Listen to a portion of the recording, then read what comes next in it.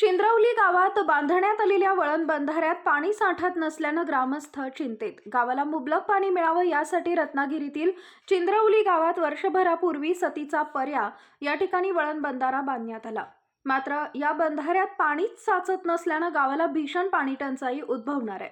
कच्चा बंधारा असताना गावाला पाणी पुरवठा होत होता, मात्र चुकीच्या पद्धतीनं बांधण्यात आलेल्या पक्क्या बंधाऱ्यात पाण्याची साठवणूक होत नाही। याच पाण्यावर भाजीपाला करणाऱ्या शेतकऱ्यांना देखील शेतीसाठी मुबलक पाणी मिळत नाही।